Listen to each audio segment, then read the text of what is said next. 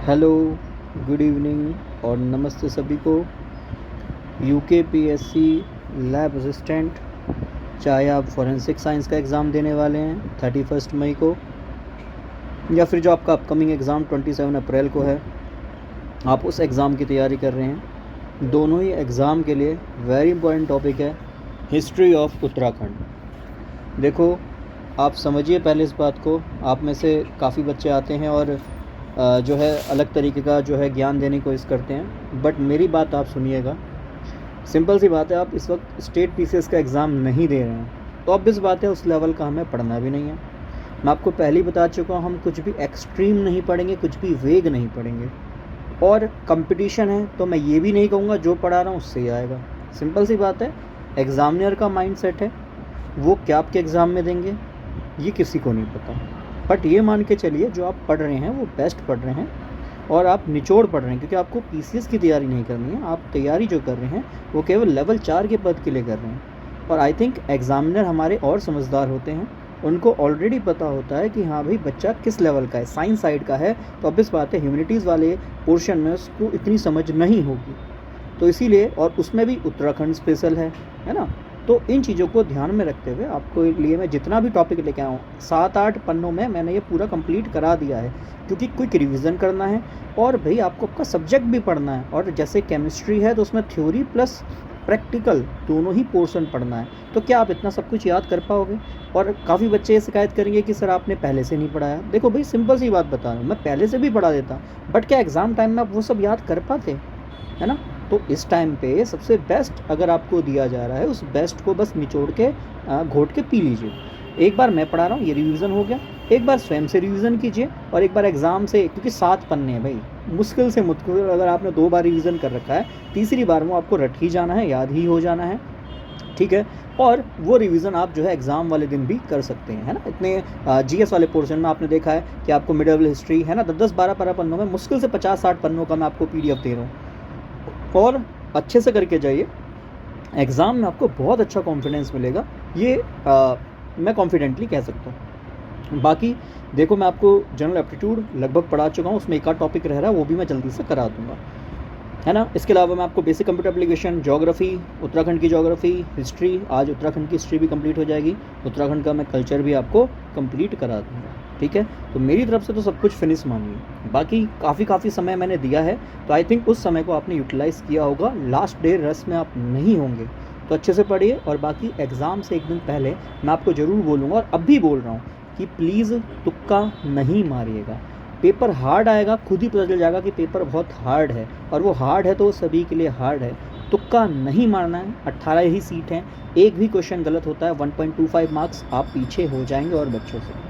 तो maximum output देना है। फिर भी मैं आपसे कह रहा हूँ, एटलीस्ट जितने एग्ज़ाम आ रहे हैं सभी की जो एक्सपेक्टेड कट ऑफ है वो 70% जा रहा है, तो एटलीस्ट 70% की कोशिश तो यहाँ भी करनी है ना। एटलीस्ट आपके सब्जेक्ट में, केमिस्ट्री में 70% मार्क्स मतलब 140 प्लस नेट सही करने की कोशिश करनी है। और वो नेट तभी ठीक होगा जब आप तुक्का कम मारेंगे। इसलिए मैंने आपको टेस्ट सीरीज़ प्रोवाइड कराई हैं, याद है टेस्ट सीरीज़, 5 टेस्ट सीरीज़ दी हैं। दैट मीन्स एक टेस्ट सीरीज़ में 200 क्वेश्चन है, 5 टेस्ट सीरीज़ 1000 क्वेश्चन का आप यहाँ पे रिवीजन करके जा रहे हैं। 500 क्वेश्चन मतलब 5 टेस्ट सीरीज़ जीएस की दी हैं, 500 क्वेश्चंस वहाँ रिवाइज़ करके जा रहे हैं। और इतना सब कुछ पढ़ने के बाद, टेस्ट सीरीज़ लगाने के बाद 500 क्वेश्चन लगा रहे हैं, तो आप एग्ज़ाम में नेक्स्ट लेवल पे जा रहे हैं, मान के चलिए। बट आपने पढ़ा होगा तो। मैंने देखा ज़्यादातर बच्चे लास्ट डे रस के लिए ही रहते हैं। एक तो पहली एग्ज़ाम नहीं निकलते हैं, है ना, फॉर्म बहुत कम निकलते हैं, फिर कंपटीशन अधिक हो गया है क्योंकि बच्चों के पास रिसोर्सेज अधिक हैं, और उसमें भी काफ़ी बच्चे अब भी लास्ट मिनट रस पे लगे हुए हैं कि भाई आखिरी में पढ़ेंगे, और वो आखिरी वाला टाइम आ गया है। अब वो है ये सोच रहे हो, यूट्यूब पे ढूंढ रहे हैं कि भैया मोस्ट इंपॉर्टेंट वीडियोस। बेटा जी, कितने महीने पहले फॉर्म आ चुका है, अब तक आपका अपना सिलेबस कंप्लीट हो जाना चाहिए। खैर छोड़िए, अब मैं इस पे आता हूँ। ये 7 पेजेस 8 पेजेस आपको जल्दी से रिवाइज़ कराता हूँ। सबसे पहले मेरा काम यही होता है कि हम जो पढ़ रहे हैं उसका एटलीस्ट सिलेबस हम एक बार आउटलुक कर लें। तो यहाँ लिखा हुआ है history of Uttarakhand, historical background of Uttarakhand, ancient period जो कि 1200 एडी तक बोल रहा है, फिर बोल रहा है मिडाइवल पीरियड 1200 से 1815, है ना, क्योंकि 1815 में आपको पता ही है गोरखा को हराकर अंग्रेजों का राज होगा था, है ना। और फिर इसके बाद जो भी इंपॉर्टेंट डायनेस्टीज़ हैं और उनके अचीवमेंट, गोरखा का इन्वेजन हो गया, एडमिनिस्ट्रेशन हो गया, और ब्रिटिश रूल हो गया, टेहरी स्टेट के बारे में और उसके administration, role of Uttarakhand in freedom movement of India. ठीक है। तो भैया 7-8 पन्नों में क्या पढ़ेंगे, जो मैक्सिमम हमें मार्क्स दे के जाएगा, जहाँ से प्रश्न ज़्यादा पूछे जाने की संभावना है। ठीक है, तो ये मैंने खुद से लिखे हैं नोट्स। तो मैं सोच रहा था कि भाई ये डिजिटली लिख के दिखाऊं, बट मेरे पास समय थोड़ा सा अभाव है, और थोड़ा सा मैंने आपको बताया कि मेरे जो स्टाइलस है उसमें भी कुछ समस्या आ गई, तो भाई उसमें टाइम लग रहा था, तो मैंने सोचा भाई हैंड रिटन में दे दूँ। ठीक है, तो हैंड रिटन नोट्स मैं आपको प्रोवाइड कर रहा हूँ, इसको जल्दी से देखिएगा। देखो, उत्तराखंड की जो हिस्ट्री है इसको 2 पार्ट में बांटा गया। एक है अर्ली हिस्ट्री, ठीक है, मतलब जिसको हम प्रारंभिक इतिहास भी कह सकते हैं। इस अर्ली हिस्ट्री को 2 पार्ट्स में बांटा जाता है, जिसको हम प्री हिस्ट्री और प्रोटो हिस्ट्री, ध्यान रखिएगा, प्री हिस्ट्री और प्रोटो हिस्ट्री। प्री हिस्ट्री नाम से पता चल रहा है हिस्ट्री से भी पहले का टाइम, वह समय है जब कोई भी, मतलब हमारे पास रिटन रिकॉर्ड नहीं होते थे, है ना, लिखित भाषा नहीं होती थी, रिटन रिकॉर्ड नहीं होते थे, उसको हम प्री हिस्ट्री कहते हैं। ये मैंने आपको एंसेंट हिस्ट्री वाले टॉपिक में भी पढ़ाया है, जब मैंने आपको एंसेंट हिस्ट्री पढ़ाई थी। सेम ही कहानी है। जब ऑब्वियस बात है उस टाइम पे कोई भी रिटन रिकॉर्ड नहीं थे, तो हमें कैसे पता चलता है कि भाई उस टाइम पे ऐसी हिस्ट्री रही होगी, लोग ऐसे होते होंगे। तो आपको पता है कि भाई वहाँ पे जो पुराने लोग हैं वो पत्थरों पे, है ना, पत्थरों पे पेंटिंग वगैरह करते थे, उससे हमें पता चल जाता था कि भाई ये जो हैं शिकार कर रहे हैं, भाला फेंक रहे हैं, डांस कर रहे हैं, है ना, बहुत सारी आकृतियाँ जो है वे म्यूरल पेंटिंग करते थे, मतलब दीवारों पे चित्र बनाते थे, उन चित्रों से हमें पता चलता था। तो इसीलिए हम जो प्री हिस्ट्री मैन हैं या जो प्राग ऐतिहासिक काल है, इसके जो मानव हैं उनको हम जनरली 3 पार्ट्स में बांट देते हैं।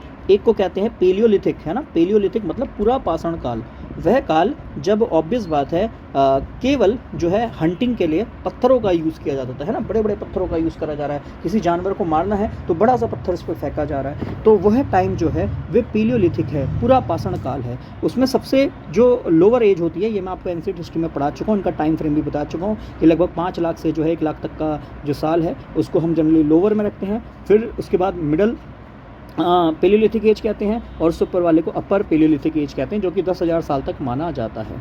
ठीक है, इसके बाद मैं ये सब आपको बता ही चुका हूँ कि भाई जो लोअर पेलियोलिथिक वाले हैं वो हैंड एक्स, है ना, हस्त कुल्हाड़ी जिसको कहते हैं या मुष्टि कुठार जिसको कहते हैं, उसका यूज़ करते थे। ठीक है, अच्छा, हमें ये भी ध्यान रखना होता है कि उत्तराखंड में, देखो मैंने आपको जब इंडिया की एंशिएंट हिस्ट्री पढ़ाई थी, क्योंकि वो भी हमारे सिलेबस में है, तो उसमें मैंने आपको यह बताया था कि इंडिया में कहाँ कहाँ पे इनकी साइट्स हैं। ऐसे ही उत्तराखंड में जो आपका पेलियोलिथिक एज है, उस पेलियोलिथिक में भी लोअर पेलियोलिथिक, मतलब जब इंसान जो है शुरुआत हो गया था आपका जो है प्लेस्टीन जो है एज में, ऑब्वियस बात है बर्फ़ वगैरह पिघलने लग गई थी, ह्यूमन वगैरह का डेवलपमेंट हो गया था, तो उसके जो साक्ष्य हैं वो कहाँ से मिले हैं, तो जो कालसी नामक जगह है ना, यमुना तट पे, वहाँ से हमें जो है इसके साक्ष्य मिले हैं। और आपको पता है उस टाइम पे जो मनुष्य होता था वो हंटर और गैदरर, है ना, हंटर जनरली होता था, तो वो भाग के एक स्थान से दूसरे स्थान पे हंटिंग करता था, और जनरली जो पानी के स्रोत हैं उसी के आसपास रहने की कोशिश करता था। तो जो कालसी नामक स्थान है ये और भी फेमस है, हम देखेंगे यहाँ पे कालसी में जो है आपके अशोक का अभिलेख भी है ना, उससे हमें अशोका के साम्राज्य के बारे में भी पता चलता है।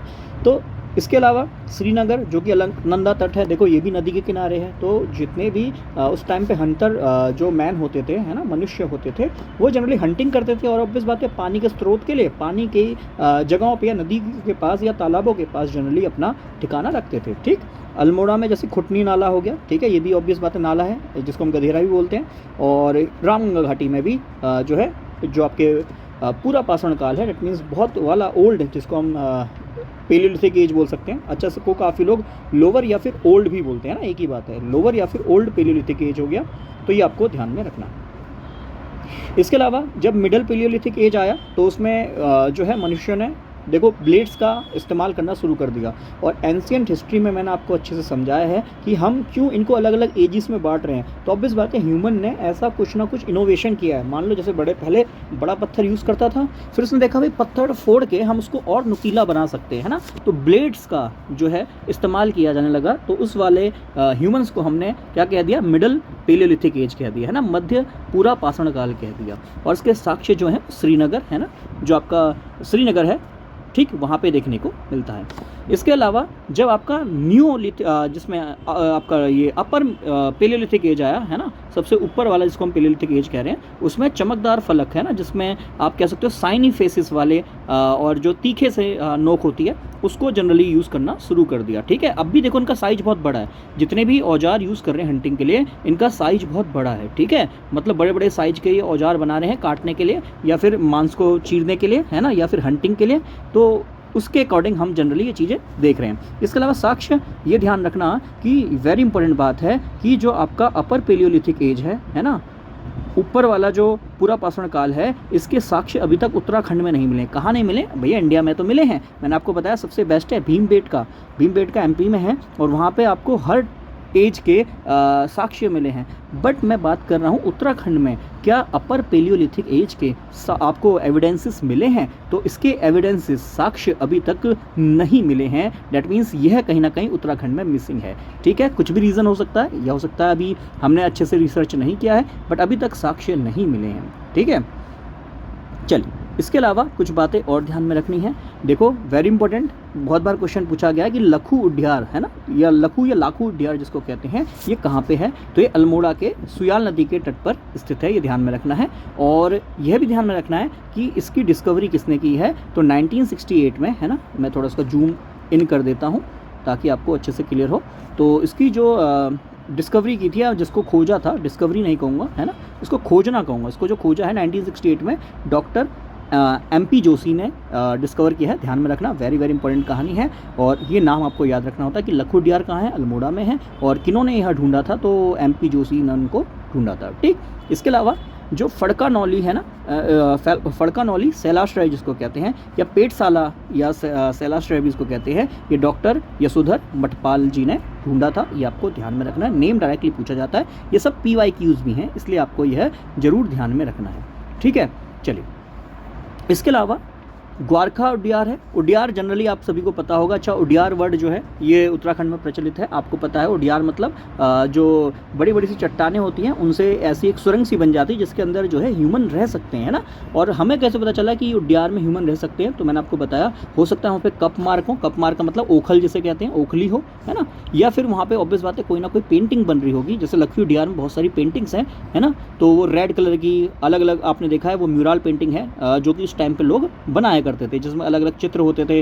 भाई इंसान भाला फेंक रहा है, जानवर मार रहा है, डांस कर रहे हैं, है ना। तो डिफरेंट टाइप की जो है वहाँ पे उस टाइम की पेंटिंग देखने को मिलती है। तो इसलिए उड्यार जो है बहुत फेमस हैं। कौन कौन से हैं? जैसे मैंने आपको अभी बताया, सबसे पहले आपको कौन सा बताया? लखू उड्यार बताया, जो अल्मोड़ा में है, सुयाल नदी के तट पर। और डिस्कवरी किसने करी? ये भी ध्यान में रखना है, डॉक्टर MP जोशी के द्वारा। और फड़का नौला शैलाश्रय जिसको हम पेटशाल शैलाश्रय भी कहते हैं, ये डॉक्टर यशोधर मठपाल जी ने डिस्कवर किया है।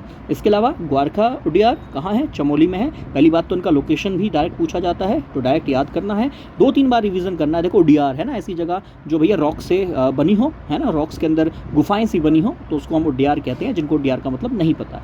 ठीक, इसके अलावा जो आपकी ये शक लिपि है, ये पुरोला उत्तरकाशी में है, ये भी ध्यान में रखना है। ठीक है, चलिए इसके अलावा वेरी इंपॉर्टेंट, बहुत इंपॉर्टेंट है, और ये करंट अफेयर का क्वेश्चन भी बन सकता है कि केंद्र सरकार द्वारा वर्ष 2023 में नौला ग्राम से, है ना, जहाँ 23 ओखलियाँ मिली हैं, कप मार्क्स मिले हैं, पश्चिम रामगंगा घाटी के संरक्षित क्षेत्र उसको घोषित कर दिया है। तो यह प्रश्न आपका करंट का बन सकता है कि 2023 में किस क्षेत्र को जो है संरक्षित क्षेत्र घोषित किया गया है?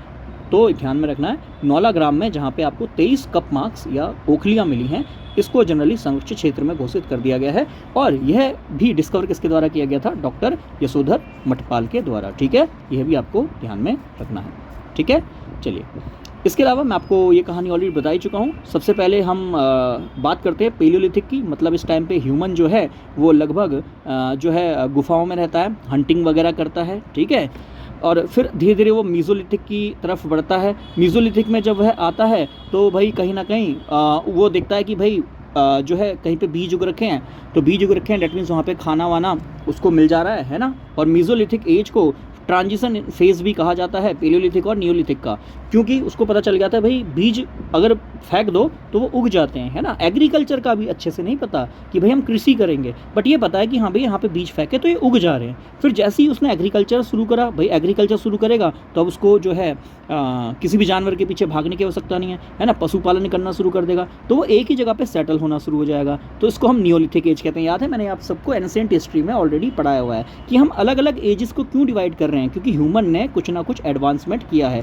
पहले पत्थर था। अच्छा, मीजोलिथिक में एक चीज़ बहुत इंपॉर्टेंट करी क्या कि इसमें जो है पत्थर है ना, जिसको लिथ कहते हैं, मेगालिथ मतलब एक ही पत्थर पे जो है अच्छे से कार्विंग करके उसको और नोकीला बना के मेगालिथ की जगह मैं प्रॉपर वर्ड कहूँ तो माइक्रोलिथ कहूँगा, not megalith, it is micro का मतलब छोटे छोटे पत्थर्स में तोड़ा, उन पत्थरों को अच्छे से आकार दिया ताकि उससे जो है कटिंग वगैरह है ना, शिकार वगैरह अच्छे से किया जाए। फिर धनुष बाण है ना, धनुष बाण का भी इन्होंने यहाँ पे आपका जो मीजोलिथिक है इसमें धनुष बाण का भी यूज़ करना शुरू कर दिया। भाई आपका जो बाण बनाया उस बाण के आगे वो पत्थर लगा दिया, नोकीला सा पत्थर। अब ऑब्वियस बात है जब धनुष से उसको चलाएंगे वो बाण जाके जानवर में जाके लग जाएगा और जानवर की हंटिंग कर लेंगे। फिर वही नियोलिथिक, भाई अब एग्रीकल्चर हो गया है, तो एग्रीकल्चर है तो एक ही जगह पर सेटल होना इंसान ने शुरू कर दिया।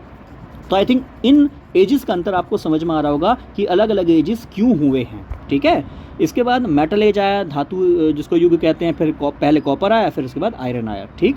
तो ये चीज़ आपको ध्यान में रखनी है। अच्छा, मैं कुछ चीज़ें यहाँ पे आपको रिमाइंड कराना चाहूँगा। जैसे मैंने आपको बताया मीजोलिथिक, जिसको हम मध्यपाषाण कहते हैं, इसको हम ट्रांजिशन फेज भी कहते हैं, नियोलिथिक और पेलियोलिथिक का। फिर मैंने आपको बताया इसमें जो पत्थर यूज़ करते हैं उसको हम माइक्रोलिथ या सूक्ष्म कहते हैं। ये आपको ध्यान में रखना है। मतलब एक पत्थर छोटा सा लेंगे, है ना, मान लो एक बड़ा सा पत्थर है, इसको फोड़ा तो उसके बीच में से कोई एक छोटा सा पत्थर निकलेगा, उसको और पैना कर देंगे तो ऑब्वियस बात है उसको नाम दे दिया माइक्रोलिथ। और ऐसा माना जाता है माइक्रोलिथ जो है ये 2 सेंटीमीटर से 5 सेंटीमीटर के बीच का होता है, ठीक है। तो ये भी इंपॉर्टेंट की बात है। माइक्रो का मतलब है छोटा, तो ये कितना छोटा होगा, 2 सेंटीमीटर से 5 सेंटीमीटर वाले को माइक्रोलिथ कहा गया है, ठीक है। चलिए, आई थिंक इतना कंसेप्ट आप सभी को क्लियर हुआ होगा। अब इसके बाद कुछ और बातें जो हमें याद रखनी है। जो धातुकालीन युग है मतलब मेटल एज है, ये मेटल एज जो है पिथौरागढ़ के बनकोट से यहाँ पे 8 जो है कॉपर की, ताम्र मतलब कॉपर की मानव कृतियाँ, दैट मीन्स ह्यूमन फिगर्स मिले हैं, या जो आपकी मानव कृतियाँ हैं ये मिली हैं, किसकी मिली हैं, कॉपर की मिली हैं। कहाँ से मिली हैं, देखो पिथौरागढ़ के बनकोट से मिली हैं। फिर इसके बाद नैनी पातल है, यहाँ से 5 जो है ताम्र मानव कृतियाँ मिली हैं, कॉपर्स की जो हैं ह्यूमन फिगर्स मिले हैं, ये आपको ध्यान में रखना है। तो डैट मीन्स हमें ये पता चल रहा है कि उत्तराखंड में भी आपका मेटल एज शुरू में ही आ गया था, और हमें ये मानव कृतियों से भी पता चला है कि हाँ भैया सीमेल्टिंग के द्वारा, है ना, सीमेल्टिंग इज़ द प्रोसेस जिसमें हम जनरली मेटल्स को डिफरेंट शेप्स में कन्वर्ट कर देते हैं। तो उस सीमेल्टिंग प्रोसेस से कॉपर को जो है हम कॉपर से जो है डिफरेंट फिगर्स बनाते थे, ठीक है। और इसके अलावा और हमें कहाँ देखने को मिला, और जो मलारी गांव है कहाँ पे है, चमोली में है, यहाँ पे भी हमें जो है मेटल एज के कुछ साक्ष्य देखने को मिले हैं, ठीक है। चलिए, इसके बाद आपको ध्यान में रखना है, मैंने आपको बताया कि भैया जो हम अर्ली हिस्ट्रीज़ को 2 पार्ट में बांट रहे हैं। एक है प्री हिस्ट्री मतलब इस वक्त रिटर्न रिकॉर्ड नहीं था, ह्यूमन जनरली लिखने वाली भाषा या बोली नहीं थी, तो जनरली हमें साक्ष्य कैसे पता चलता है, मैंने आपको बताया कि उस टाइम पे इंसान कैसे रहता था, वो पेंटिंग से, उस टाइम पे जो वो एग्रीकल्चर कर रहे हैं, है ना, उस टाइम पे जो मैंने बताया अभी आपको औजार जो यूज़ कर रहे हैं, तो उसके अकॉर्डिंग हमने पता लगाया कि किस तरह से ह्यूमन उस तक सेटल करते होंगे। फिर इसके बाद जो उसके बाद का एज है ना, जिसको हम प्रोटो हिस्टोरी पीरियड कहते हैं या आग ऐतिहासिक काल कहते हैं। और इस काल का हमें कैसे पता चलता है, तो आपको पता ही है उत्तराखंड में हम जनरली वेद पुराण, है ना, जनरली इनकी बात करते हैं, इसलिए प्रोटो हिस्टोरिक पीरियड को, आग ऐतिहासिक काल को हम पौराणिक काल भी बोलते हैं या फिर वैदिक काल भी बोलते हैं, ठीक है। और हमें पता कैसे चलता है इस एज के बारे में, तो जितने भी धार्मिक ग्रंथ है ना उनसे पता चलता है। और आपको पता है डिफरेंट धार्मिक ग्रंथ में ऑब्वियस बात है, सबसे पहली बात उत्तराखंड को देवभूमि कहा गया है ना, किस ग्रंथ में कहा गया, तो ध्यान में रखना वेदों में जो है उत्तराखंड को हिमवंत देवभूमि, है ना, या मनीषियों की पूर्ण भूमि भी कहा गया है। ये याद रखना है, डायरेक्ट प्रश्न बनता है कि वेदों में इनमें से किस नाम से उत्तराखंड को जाना जाता था, तो हिमवंत देवभूमि, है ना, मनीषियों की पूर्ण भूमि, तो आपको ये ध्यान में रखना है, ठीक है। इसके अलावा ऐतरेय ब्राह्मण याद कीजिए, मैंने आपको बताया था जो ब्राह्मण हैं, है ना, ये कहीं ना कहीं वेदों के कहो और ज़्यादा रिटर्न रिकॉर्ड है ना, और रिटर्न रिकॉर्ड का मतलब और अच्छे से जितने भी वहाँ पे रिचुअल्स हैं, जो वेदों के रिचुअल्स हैं, वो कहाँ पे डिफाइंड है, ब्राह्मण में, है ना। तो जनरली जिसको अब हम ब्राह्मण एज अ कास्ट कहते हैं, है ना, तो उस टाइम पे जो ब्राह्मण है उसको वेदों का और अच्छा डिस्क्रिप्शन माना जाता था, ठीक। तो उसी में जो एक ब्राह्मण है जिसको हम ऐतरेय ब्राह्मण कहते हैं, उसमें उत्तराखंड को उत्तर कुरु कहा गया। तो अब क्वेश्चन कि भैया उत्तर कुरु किस में कहा गया है, तो ऐतरेय ब्राह्मण में कहा गया है। ऐसे ही कौशिकी जो ब्राह्मण है, इसमें वाक देवी है ना, सरस्वती का निवास स्थान भी बद्रीनाथ है, यह बात मेंशन है। तो क्वेश्चन आ सकता है कि वाक देवी सरस्वती का जो निवास स्थान बद्रीनाथ है, यह किस ब्राह्मण में कहा गया है, तो ध्यान रखना है कौशिकी ब्राह्मण में इसको कहा गया है, ठीक है। अच्छा, अब जो स्कंद पुराण है, इससे भी प्रश्न काफ़ी बार आया है कि भैया उत्तराखंड को जो है 5 हिमालय खंड में, जनरली उस टाइम पे आपके जो 5 हिमालय खंड होते थे उसमें नेपाल, मानस खंड, केदार खंड और जालंधर और कश्मीर, है ना, ये आपके जो हैं 5 हिमालय खंड होते थे, और ये मेंशन किस में है, स्कंद पुराण में है, ठीक है। और जिसमें ये जो मानस खंड और केदार खंड वाला जो पोर्शन है, इसको वर्तमान उत्तराखंड का पार्ट कहा जाता है, ठीक है। ऐसे ही आप जानते हैं पुराण, है ना, जैसे वेद हैं उसके टोटल आपके 18 पुराण से, उस पुराण में जो है उत्तराखंड, है ना, ब्रह्मपुर और आपका खस देश इस नाम से जाना जाता है, ये भी ध्यान में रखना। फिर से आ जाओ, वेदों में हमने देखा हेमवंत, है ना, उत्तर जो आपका हेमवंत है, और इसके अलावा देवभूमि है, मनुष्यों की पूर्ण भूमि है ना, इस नाम से जो है संबोधित किया गया उत्तराखंड को। और ऐतरेय ब्राह्मण में उत्तर कुरु, है ना, जो कौशिकी जो ब्राह्मण है उसमें वाक देव या फिर सरस्वती का निवास स्थान कहा गया है, किसको, बद्रीनाथ को। इसके अलावा स्कंद पुराण में जनरली हिमालय खंड को 5 पार्ट्स में डिवाइड किया गया है, नेपाल, मानसखंड और केदार खंड, जालंधर और कश्मीर, जिसमें मानसखंड और केदार खंड को एक साथ क्या कहा जाता है, वर्तमान का उत्तराखंड भी कहा जा सकता है। और पुराणों में उसको उत्तर का खंड भी कहा गया, या फिर ब्रह्मपुर या फिर खसदेश कहा गया, ठीक है। और बौद्ध साहित्य में हिमवंत, है ना, ये हिमवंत याद रखना है, और हिमवंत हमें वेदों से भी देखने को मिलता है और बौद्ध साहित्यों से भी देखने को मिलता है, ठीक है।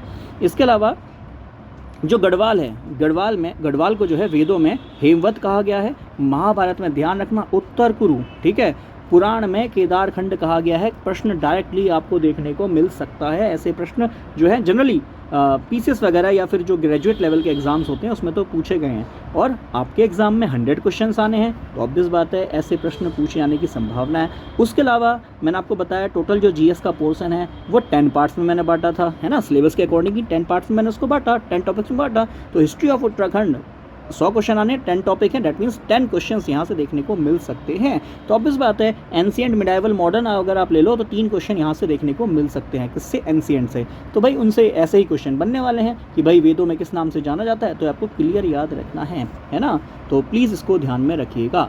फिर इसके बाद ये जो सीतोनिशियो पट्टी है ना, देवप्रयाग जिसको कहा गया है कि सीता जी यहाँ पे जो है पृथ्वी में समाई गई थी, ठीक है। और इसी के उपलक्ष्य में यहाँ मनसार मेला भी लगता है। अब देखो मनसार मेला किस उपलक्ष्य में लगता है ना, सीता जी जो पृथ्वी में समाई हैं, है ना, और ये इस जगह को जनरली क्या कहा जाता है, सीतोनिशियो का पट्टी कहा जाता है, और ये कहाँ मौजूद है, ये देवप्रयाग में मौजूद है। और इसके अलावा तपोवन आप सभी को पता है ना, ऋषिकेश वाला जो क्षेत्र है वहाँ पे लक्ष्मण जी ने जो है तपस्या की थी, तो उस क्षेत्र को तपोवन कहा जाता है। इसके अलावा थोड़ा सा और आगे बढ़ते हैं वेदों से, तो भाई जो कण्वा आश्रम है ना, जहाँ पे दुष्यंत और शकुंतला, आपने बुक का नाम सुना होगा अभिज्ञान शकुंतलम, है ना, तो ये जो कालिदास हैं इन्होंने अभिज्ञान शकुंतलम जो किताब है ना, ये कहाँ लिखी थी, मालिनी नदी। ये भी वेरी इंपॉर्टेंट है कि जो अभिज्ञान शकुंतलम बुक है ये कहाँ पे लिखी गई, तो मालिनी नदी में मालिनी नदी के किनारे लिखी गई है।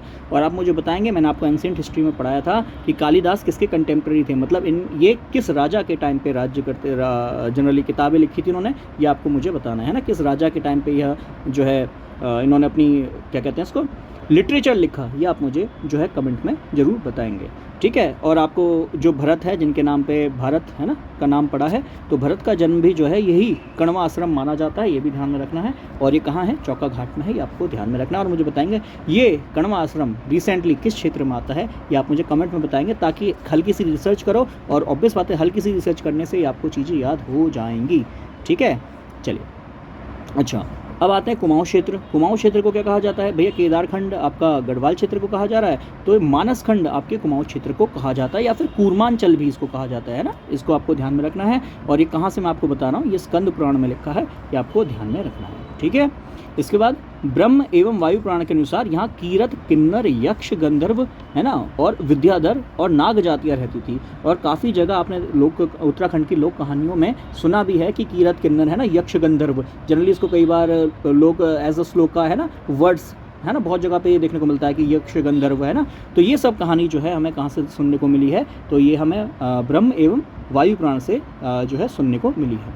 इसके अलावा जो जाखंड देवी मंदिर है, प्रश्न पूछा गया है कि जाखंड देवी मंदिर जो है किसके निवास को यहाँ पे सर्टिफाई करता है, तो यहाँ पे यक्षों के निवास, है ना, कि उत्तराखंड में जो है यक्षों का निवास था, ये जाखंड देवी मंदिर से हमें क्लियर होता है ना, उसका सर्टिफिकेशन वहाँ से हमें मिलता है। चलिए, तो ये था हमारा बेसिक कहानी कि भाई जहाँ से प्रश्न पूछा जाता है और जितनी भी बातें हैं ये सब आपको याद करनी है। बेसिक आज 22 तारीख है, 5 दिन बाद या 4 दिन बाद मैं कहूँ आपका एग्ज़ाम है ना, तो 4 दिन में आई थिंक ये अच्छे से रिवीजन हो सकता है। और क्यों हो सकता है, तो मैं आपको फिर वही कह रहा हूँ, हमें बहुत हाई लेवल पे नहीं पढ़ना है, हमें बस चीज़ों को जितने से पढ़ाया गया है, केवल 7 पन्ने हैं, एक बार अभी आपने पढ़ लिया है ना, एक बार और कल सुबह उठ के पढ़ लीजिएगा।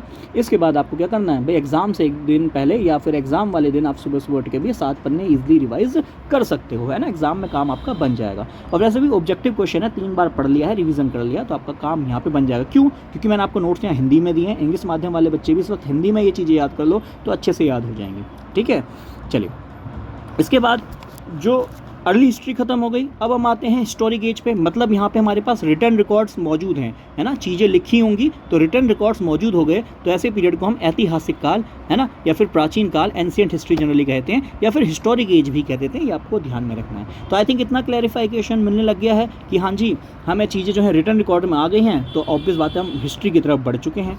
ठीक, तो याद कीजिए, मैंने कलसी, है ना, कलसी, इसके बारे में थोड़ी देर पहले ही बताया था। तो ये जो कलसी अभिलेख है यमुना नदी के तट पर, ठीक है, तो अशोक का अभिलेख हमें यहाँ देखने को मिलता है, जो कि 257 ईसा पूर्व, ईसा के जन्म से 257 साल पहले हमें कलसी अभिलेख देखने को मिलता है। ठीक है, ये देहरादून के उत्तर टॉन्स और यमुना के संगम पर है। ये वेरी इंपॉर्टेंट है, क्वेश्चन प्री वाई क्यू है, पूछा जा चुका है। ठीक, और ध्यान रखिएगा, इस कलसी या कालसी अभिलेख जो है, इसकी जो लैंग्वेज थी ये थी प्राकृत भाषा या फिर ब्रह्मी लिपि, है ना। तो प्राकृत भाषा या ब्रह्मी लिपि जो है, इसका जो है लिपि जो है, या मैं बोलूँ रिटर्न जो है, वो किस में है, ब्रह्मी लिपि में है। ठीक, इसके अलावा जो जौनसार का बाबर लाख मंडल है ना, तो यहाँ से हमें राजकुमारी ईश्वरा का शिलालेख देखने को मिलता है ना। राजकुमारी ईश्वरा हैं, उनका शिलालेख कहाँ देखने को मिलता है, जौनसार के बाबर लाख मंडल से देखने को मिलता है। ठीक है, वेरी इंपॉर्टेंट, मुनि की रेती PYQ है। ठीक है, तो इससे हमें यहाँ से हमें पता चला कि कुषाण ने भी यहाँ कहीं राज्य किया था, और जो कुषाणकालीन मुद्राएं हैं, है ना, जो वहाँ के कॉइन्स हैं उस टाइम के, वह हमें देखने को मिले थे। और बाकी कुषाण वगैरह इन सब का जो है रिजाइम क्या था, किस दौर में रह रहे थे, ये मैं आपको ऑलरेडी एंशिएंट में पढ़ा चुका हूँ। आई थिंक आपने वह अच्छे से अपना रिवाइज किया होगा। ठीक, फिर है कटारमल सूर्य मंदिर। तो यहाँ से हमें शकों की पुष्टि हो जाती है कि उत्तराखंड में शकों का भी जो है राज्य था, और आपको पता ही है कि शक जनरली सूर्य की पूजा करते थे, तो सूर्य मंदिर जनरली वे बनवाते थे। ठीक, इनके बाद कुषाण आए, कुषाण के बाद कुणिदा है, ये भी आप ध्यान में रख सकते हैं इन जनरल। फिर आते हैं जल्दी से नागवंश। ठीक है, तो हमें पता चलता है कि जो गणपति नाग हैं, ये गोपेश्वर के जो त्रिशूल लेक है, इससे हमें पता चलता है कि हाँ भाई गणपति नाग जो हैं, नागवंश के जो भी राजा थे, ये उस टाइम पे वहाँ राज करते थे। इसी के अलावा आप मुझे कमेंट में बताएंगे, ऑलरेडी पढ़ा चुका एंशिएंट हिस्ट्री में, कि हेनसांग किसके राज्य में भारत आए थे, क्या ये हर्षवर्धन के राज्य में आए थे, ट्रू और फॉल्स मुझे आप जरूर बताएंगे। ठीक है, इन्होंने हिमालय को पोलीहोमो पुलो, डेट मीन्स ब्रह्मपुर कहा था अपनी लैंग्वेज में, पोलीहोमो पुलू, डेट मीन्स ये तिब्बत रीजन से आए थे, है ना, चाइनीज़ लैंग्वेज को कह सकते हैं, तो ब्रह्मपुर रीजन उसको डिफाइन किया था। इसके अलावा ये बताया कि भागीरथी नदी के किनारे हरिद्वार नामक नगर है, जो कि लगभग 20 ली, है ना, जो कि चीनी माप है, तो 20 ली के घेरे में है ना। तो हरिद्वार को मेंशन भी इन्होंने किया है, ये भी ध्यान रखना। तो क्वेश्चन आ सकता है कि भाई जो है इन्होंने किस उत्तराखंड के क्षेत्र को मेंशन किया है, किसका मेजरमेंट जनरली बताया है ह्वेनसांग ने, तो आपको ध्यान रखना हरिद्वार का। ठीक है, फिर इसके बाद तालेश्वर ताम्रपत्र है ना, ताम्रपत्र कॉपर राइटिंग्स। ठीक, ताम्र मतलब कॉपर। ठीक, तो इससे हमें पौरव राजवंश के बारे में पता चलता है। तालेश्वर ताम्रपत्र से किस राजवंश के बारे में पता चलता है, एग्जाम में क्वेश्चन आया, क्या लिखूंगा, क्या आंसर लगाऊंगा, पौरव राजवंश के बारे में पता चलता है। किस भाषा में है, संस्कृत भाषा में, और लिपि क्या है, ब्रह्मी है, ध्यान में रखना, लिटरेचर इज ब्रह्मी। ठीक, फिर पौरव राजवंश के संस्थापक डायरेक्ट पूछ सकता है तो विष्णु वर्मन है। देखो राजा और उसके जो संस्थापक हैं जनरली उनसे प्रश्न बनता है और डायरेक्ट इतना ही प्रश्न आपको देखने को मिलेगा। डीप आपसे ज़्यादा कुछ नहीं पूछने वाला कि भाई इसने क्या क्या कार्य किए हैं, बस आपको संस्थापक ध्यान में रखना चाहिए। पहली बात कि जो है पौरव वंश जो है किस ताम्रपत्र से या किस लेख से पता चलता है उनके बारे में, तो तालेश्वर ताम्रपत्र से पता चलता है। भाई इसके संस्थापक कौन हैं, विष्णु वर्मन है, ये आपको ध्यान में रखना चाहिए। ठीक है, इसके अलावा प्राचीन नाम, तो कुछ प्राचीन नाम देख लेते हैं। जैसे जागेश्वर जो है इसका प्राचीन नाम अगर आप देखेंगे तो योगेश्वर इसका पुराना नाम है, प्राचीन नाम है। इसके अलावा गोपेश्वर जो कि चमोली में है, ठीक है, इसका पुराना नाम गोयला है, ये भी ध्यान में रखना है। और रुद्रप्रयाग इसका पुराना नाम पुनाड़ है, ये आप ध्यान में रख सकते हैं। ठीक है, चलिए अब आते हैं उत्तराखंड के कुछ इंपॉर्टेंट डायनेस्टीज़ पे, और जिसमें सबसे पहले या स्टार्टिंग डायनेस्टीज़ अगर मैं उत्तराखंड की देखता हूँ तो मुझे कत्यूरी वंश वहाँ पे दिखाई देता है, या फिर कार्तिकेयपुरा भी या कार्तिकेयपुर भी इनको कह सकते हैं। ठीक है, और जनरली ऐसा माना जाता है कि भगवान कार्तिकेय की पूजा करते हैं, और जनरली सेवाइट्स हैं, मतलब शिव भगवान की पूजा करने वाले, कार्तिकेय की पूजा करने वाले हैं। ठीक है, अगर स्थापना देखी जाए तो मेनली कहा जा सकता है कि 700 ईस्वी के आसपास है, पर मैं आपको बता देता हूँ ये सब काफ़ी कहीं ना कहीं कन्फ्लिक्ट में देखने को मिलता है कि कौन सा राजा उत्तराखंड में किस टाइम पे है ना। अच्छे रिकॉर्ड्स हमारे पास नहीं हैं, बस ये जो रिकॉर्ड्स हमारे पास हैं उसी के अकॉर्डिंग ये सारा डाटा हमें जनरली गिवन होता है। ठीक, बाकी अगर आप और भी काफ़ी सारी बुक उसमें देखोगे तो कहते हैं कि भैया आज से कम जो है 2500 साल पहले भी जो है आपको कार्तिकेयपुर वगैरह की कहानियाँ देखने को मिल जाती हैं, जो कि आपकी लोक कहानियाँ हैं ना, उसमें कत्यूरी वंश या कार्तिकेयपुर की जो कहानी है वो पहले से सुनने को मिल जाती हैं। खैर, तो हम अभी जितने हमारे पास हिस्टोरिकल एविडेंस है उसके अकॉर्डिंग हम मान सकते हैं कि भाई जो आपके कत्यूरी वंश है इसकी जो स्थापना है वो 700 ईस्वी में हुई है। इनकी राजधानी शुरू की कहाँ है, जोशीमठ है, ये आपको ध्यान में रखना है। ठीक है, और जनरली हमें लोक गाथाओं वगैरह या जागर वगैरह से पता चलता है कि भैया जोशीमठ इनकी जो है राजधानी होती थी। ठीक, फिर इसके बाद इन्होंने जो है अपनी राजधानी को कत्यूरी घाटी है ना, बैजनाथ बागेश्वर में जो है शिफ्ट कर दिया था, ये आपको ध्यान में रखना है। ठीक, और ऐसा माना जाता है कि कुमाऊं का जो है प्रथम ऐतिहासिक राजवंश है, और गढ़वाल तक भी इसका जो है छाप देखने को मिली है। ठीक है, बागेश्वर लेख से हमें पता चलता है कि जो प्रथम राजा है कत्यूरी राजवंश के वह है बसंत देव। ठीक है, बसंत देव जो है प्रथम राजा हैं, और इन्होंने खुद को उपाधि दी परम भट्टारक महाराजाधिराज परमेश्वर, है ना। देखो पहले ऐसे नाम चलते थे कि परम भट्टारक महाराजाधिराज परमेश्वर बसंत देव पधार रहे हैं, है ना, सुना है ना पुराने नाटकों वगैरह में, तो वही कहानी है। ठीक है, अब कुछ मेन देखो मैं आपको वही कहूँगा भाई, हमें जो है पीसीसी की तैयारी नहीं करनी है, हमें ये भी ध्यान में रखना है कि हमारा एग्ज़ाम का लेवल क्या है ना। और फिर हम साइंस वाले बच्चे हैं तो ये भी एग्जामिनर भी सोचते होंगे कि भैया इस लेवल का हम पेपर नहीं देने वाले, तो वही चीज़ आपको ध्यान में रखनी है। ठीक है, क्योंकि जनरल पेपर है, ये जनरल अवेयरनेस का पेपर है, तो जनरल अवेयरनेस आपको होनी चाहिए, तो उसके अकॉर्डिंग हम पढ़ रहे हैं। तो इसमें जो मेन रूलर्स हैं उनको पढ़ते हैं। ठीक है, जैसे इष्टगण। ठीक है, तो समस्त उत्तराखंड को अगर सबसे पहले किसी ने एक साथ बांधने की कोशिश करी, मतलब केदारखंड और मानसखंड को बेसिकली, तो वो इष्टगण के द्वारा ही करी गई है। उनके पिता जो हैं वो निम्बर देव थे, ये आपको ध्यान में रखना चाहिए। ठीक है, फिर जागेश्वर में कुछ मंदिर बनाए, जैसे महिषामर्दनी हो गया, है ना, लकुलीश हो गया, और नटराज मंदिर हो गया, ये इष्टगण के द्वारा बनाए गए थे। ठीक है, इसी के अलावा एक और वंश यहाँ पे बनाया गया, कत्यूरों में से निकला हुआ एक वंश कह सकते हैं, जिसको हम सलोड़ादित्य वंश कह सकते हैं, और इसकी जो स्थापना है वो इच्छर देव ने करी है, ये ध्यान में रखना है। और कत्यूरी वंश के जो लास्ट आप शासक मान सकते हैं ये ब्रह्मदेव को मान सकते हैं। ठीक है, तो जनरली प्रश्न यही बनता है कि भाई संस्थापक कौन है, तो हमें कहाँ से पता चल रहा है, संस्थापक का हमें पता चल रहा है आपके बागेश्वर लेख से, जो कि कहते हैं कि भाई इनके जो प्रथम राजा हैं वो बसंत देव हैं, और आखिरी राजा जो हैं वो कौन है, ब्रह्मदेव हैं, ये आप ध्यान में रख सकते हैं। ठीक है, इसके अलावा जो कत्यूरी राज है इसको 5 जिलों में, है ना, या विषयों में विभाजित करा जाता था, तो इनके नाम आप अगर याद कर सकते हैं अच्छी बात है, क्योंकि कई बार प्रश्न देखने को मिल जाता है। सबसे पहले एशाल विष है, जो कि भागीरथी यमुना के मध्य का क्षेत्र है। फिर है टंकणपुर विष है, अलकनंदा भागीरथी के मध्य का मैदान हो गया। इसके अलावा हो गया अंतराग विषय, जो कि अलकनंदा का क्षेत्र हो गया। मायापुर जो हाट विषय है ये हरिद्वार वाला क्षेत्र हो गया, याद करना आसानी है कि हाट मतलब हरिद्वार, ऐसे करके आप याद कर सकते हो। और जो कार्तिकेय विषय है ये कत्यूर क्षेत्र से जो आपका गोमती घाटी क्षेत्र है वहाँ तक का ये क्षेत्र है। ठीक है, अब इस टाइम पे कुछ पदाधिकारी होते थे, ये जनरली प्रश्न पूछे जाते हैं, जैसे हस्तया सवो हो गया, ये तीनों सेनाओं के प्रमुख हो गया। और मे भी उस टाइम पे मेरे को बुक में यही देखने को मिला कि भाई उस टाइम पे तीनों सेवाएं क्या होती होंगी, है ना, सेनाएं कौन सी होती होंगी। जनरली उस टाइम पे ये आजकल की मॉडर्न सेनाओं के अकॉर्डिंग हम नहीं कह सकते कि भाई एयरफोर्स है ना, आपका जो है नेवी है और आपके जो आर्मी है ना, ऐसा नहीं होता होगा। उसमें उस टाइम पे जो 3 सेनाएं होती होंगी वो डिफरेंट होती होंगी, ठीक। पर आप बेसिक बात आप यहाँ पे याद कर सकते हो। इसके अलावा प्रांतपाल, प्रांत मतलब ये होता है जो सीमा की सुरक्षा करेगा। फिर है घट्टपाल, गृह द्वारों की रक्षक करेगा। फिर है वर्मपाल, है ना, सीमाओं पर जाने वाले लोगों पर नज़र रखेगा। इसके अलावा है नरपति, है ना, नरपति नौफा नदी, है ना, नदी घाटी पर आगमन की सुविधा की देखरेख करेंगे।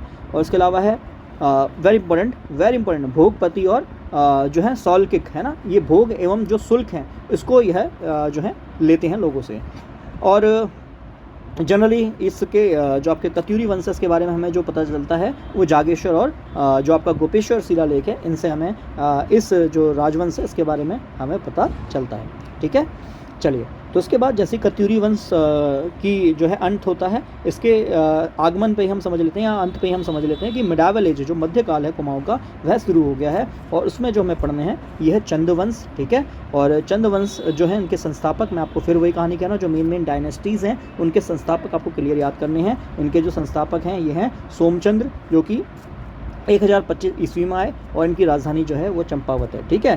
तो कत्यूरी राजवंश में ही देखा गया कि भाई जो है इसी में जो है शादी वगैरह हुई और उसी में जो है सोमचंद किसी कत्यूरी वंश के जो हैं दामाद वगैरह रहे। जहाँ तक की हिस्ट्री मुझे पता है मैं उसके अकॉर्डिंग बता रहा हूँ, बाकी अगर मैं कहीं गलत हूँ तो आप मुझे रेक्टिफाई भी कर सकते हैं, ठीक है। तो वहीं पर ही जो है इन्होंने अपना खुद का जो है चंद जो है राज्य जो है इसकी जो है शुरुआत करी और जो शुरू में कैपिटल है वह चंपावत रखी, ठीक है। ये आपको ध्यान में रखना है, ठीक है। फिर कुछ मेन वही जो रूलर्स हैं, मैं आपको सारे याद करने को नहीं कहूँगा, मेन आप याद कर सकते हो। सबसे पहले है भारती चंद, वेरी इंपॉर्टेंट कि भाई ये पहला चंद राजा है जिसने नेपाल पर आक्रमण किया। क्वेश्चन नंबर 1 यही बनेगा कि भाई नेपाल पर आक्रमण करने वाला पहला चंद राजा कौन सा था, तो भारती चंद है, क्लियर याद रखिएगा।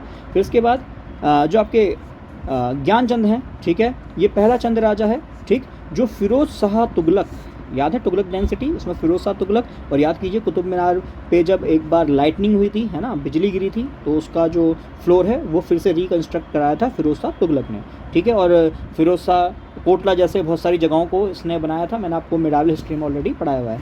तो फिरोज शाह तुगलक जो तुगलक डायनेस्टी का रूलर था, है ना, दिल्ली पर राज करता था, तो उसके दरबार में कौन सा चंद राजा गया, तो जो है ज्ञानचंद गया, ठीक है। तो उसके दरबार में भेंट लेके गया ताकि भैया खुश रखा जा सके, क्योंकि ऑब्वियस बात है कहीं ना कहीं वो बूटीज़ मांगते थे, है ना, बूटीज़ का मतलब पैसा वगैरह मांगते थे या फिर हमारे अधीन आ जाओ, जनरली ये बात कहते थे। और फिरोज शाह तुगलक ने गरुड़ ज्ञानचंद, मतलब गरुड़ की उपाधि दी ज्ञानचंद को। तो ऑब्वियस बात है क्वेश्चन आएगा गरुड़ ज्ञानचंद की उपाधि ज्ञानचंद को किसने दी, फिरोज शाह तुगलक ने दी, ये भी आपको ध्यान में रखना होगा, ठीक है। तो जनरली ऐसे प्रश्न देखने को मिलते हैं। इसके अलावा बालो कल्याण चंद, ठीक है, ये मणकोटी राज्य को जीतकर चंद राज में इन्होंने मिलाया। और वेरी इंपॉर्टेंट जो क्वेश्चन यहाँ से बनता है कि इन्होंने अपनी कैपिटल चंपावत से कहाँ शिफ्ट करी, अल्मोड़ा से। तो भैया अल्मोड़ा पे इन्होंने अपनी जो है कैपिटल शिफ्ट करी। क्वेश्चन ऑलरेडी PYQ है, पूछा जा चुका है कि कौन सा चंद राजा जिसने अपनी जो कैपिटल है वो चंपावत से अल्मोड़ा शिफ्ट करी, तो ध्यान रखना बालो कल्याण चंद्र, ठीक है, आपको ध्यान में रखना है। इसके अलावा जो रुद्रचंद्र है, ठीक है, ये इसने भी सेम भेंट करी, लाहौर जाकर अकबर को भेंट करी, ठीक है, गिफ्ट दिया। और रुद्रपुर की जो स्थापना है आज जो रुद्रपुर है वो रुद्रचंद के द्वारा स्थापित किया गया। और जो अल्मोड़ा का मल्ला महल है ये रुद्रचंद के द्वारा ही बनाया गया। और 84 मल परगना की जिम्मेदारी इनके पास थी, आपको ध्यान में रखना है। तो 84 मल परगना की जिम्मेदारी या जमींदारी किस पे थी, आपको ध्यान में रखना है। वो जमींदारी किस पे थी, रुद्रचंद्र पे थी, ये ध्यान में रखिएगा, ठीक। इसके अलावा लक्ष्मीचंद, ये इनके कुछ मेन जो आपके काम है वो आपको ध्यान में रखने हैं कि बंदोबस्त कार्यालय या फिर नयोवली या फिर बिस्टाली कचहरियाँ खुलवाई, है ना, ये आपको ध्यान रखना है किसने खुलवाई है, लक्ष्मीचंद ने। क्या क्या, बंदोबस्त कार्यालय हो गया, ठीक है, नयोवली हो गया या फिर बिस्टाली कचहरिया हो गया, ये आपको ध्यान में रखना है। उसके अलावा उद्धोत चंद्र, है ना, इन्होंने नेपाल पर आक्रमण करने वाले दूसरे चंद राजा हैं। तो पहले कौन है जल्दी आप मुझे कमेंट में करके बताएंगे, और सेकंड कौन है, उद्धोत चंद हैं। और मैं आप सभी को थैंक यू कहना चाहूँगा कि भाई उत्तराखंड इतिहास को मैंने भी थोड़ा सा डीप में पढ़ा है आपको पढ़ाने के लिए, तो मुझे भी अच्छा लगा पढ़ते हुए। और आपके लिए जो इंपॉर्टेंट नोट्स हैं, देखो मैं फिर वही कहूँगा, नोट्स मैंने रैंडम नहीं बनाए, मैंने PYQ को एनालाइज करा है, उसके बेसिस पे मैंने ये नोट्स बनाए हैं, ठीक है। फिर नेक्स्ट है बाज बहादुर चंद, जो कि 1638 से 78 तक इन्होंने जनरली राज किया। तो ये क्या करा इन्होंने, जहाँ जो शाहजहाँ हैं, है ना, शाहजहाँ जो हैं इसके दरबार में जो है बहुमूल्य उपहार लेके गए थे, ठीक है। इसके अलावा 1662 में ये औरंगजेब के भी दरबार में गए। तो शाहजहां और औरंगजेब के दरबार में जाने वाला, भेंट लेकर जाने वाला कौन सा राजा है, आपको ध्यान में रखना है, वेरी वेरी इंपॉर्टेंट है क्वेश्चन, कि बाज बहादुर चंद हैं। ठीक है, इसके अलावा इन्होंने जो एलोरा है ना, एलोरा मंदिर, कैलाश जो मंदिर है, शिव भगवान का जो मंदिर है एलोरा में, उसके जैसा सेम मंदिर बनाने की कोशिश करी और उसका नाम रखा हथिया देवाल। ठीक है, तो हथिया देवाल जो है मंदिर, जो कि एलोरा का आप कह सकते हो मिरर है ना, इमेज जनरली उसको कह सकते हो, वह किसने बनाया, तो आपको ध्यान रखना है बाज बहादुर चंद ने बनाया। इसके अलावा यह शाहजहां और औरंगजेब दोनों के ही दरबार में गिफ्ट्स लेके गया था। ठीक है, और इसके अलावा जगत चंद, ठीक है, और वेरी इंपॉर्टेंट क्वेश्चन है, ये शायद पूछा भी गया अभी रिसेंट में ही, कि कुमाऊं का स्वर्णकाल किसके टाइम पे कहा गया है, तो जगत चंद के टाइम पे कहा गया है। तो उन्होंने केवल 12 साल ही राज करा है, पर उस टाइम पे कुमाऊं का स्वर्णकाल इसको कहा गया है। इसके बाद नेक्स्ट है कल्याण चंद।